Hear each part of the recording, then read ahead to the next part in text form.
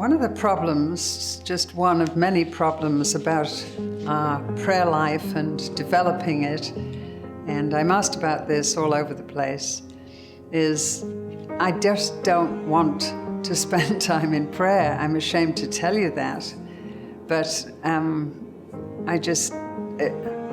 it's hard for me, except of course to ask for what I want to ask for. And I usually reply, who do you love in your family? Just tell me one person. And they tell me, do you want to spend time with them? Well, yes, of course. Why? Because they love me. Or just because they give you things and buy you things and look after you and make your life nice? No, because I love them. Your prayer life will never develop unless you love God. More and more and more.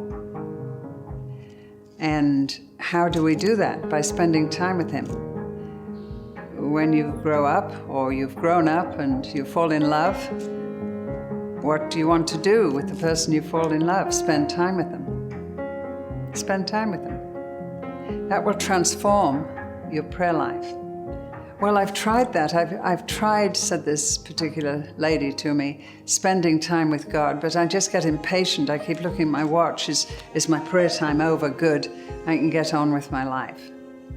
And I said, then your problem is not loving God enough. Then the big question, how do I love Him more?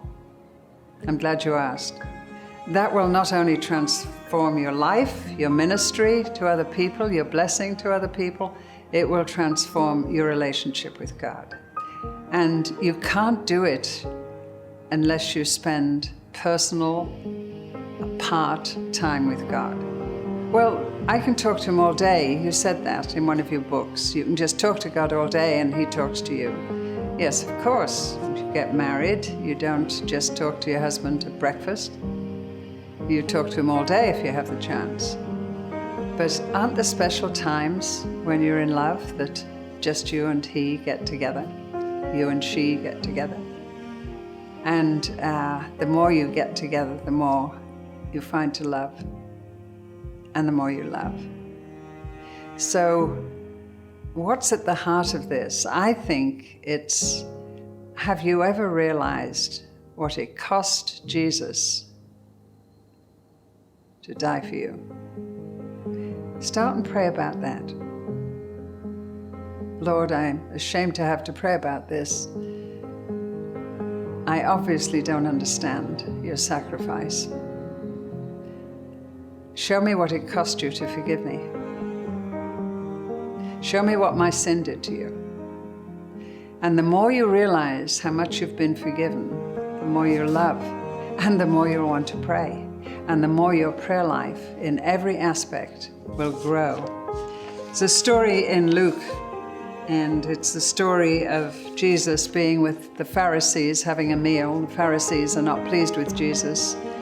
Don't even know why they asked him to have a meal. But he's there, and into the room comes the sinner woman. Everybody knows who she is. She's a prostitute in the terms of what a prostitute was in Jesus' day. Not only does she come in uninvited, I assure you, to the Pharisee's house, she comes in with no eyes for anyone else. She's heard Jesus is there. She comes in and she washes his feet, which the Pharisees had omitted to do, which was an insult. If you didn't wash the feet of anybody who's been in the dust in their sandals, it's not saying we welcome you here, which is what that means, among other things. It's a deliberate omissions. She comes in and pours cream and stuff on his feet and anoints them with her tears, it says.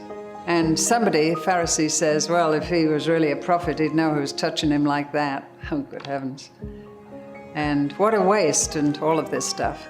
And Jesus says, leave her alone. She loves me. She loves me. She loves me. She was even willing to risk goodness knows what, entering the house without being invited, and she being who she was. All that mattered was she loved Jesus because he had forgiven her, it says. The size of her forgiveness, all the filth and dirt and things I did to you, the reason that those nails on the cross were suffered for me. Thank you, Jesus. And all she wanted to do was spend time with her, even if she took a risk, which she did. She loved him. And Jesus said, she loves me much because she's been forgiven much.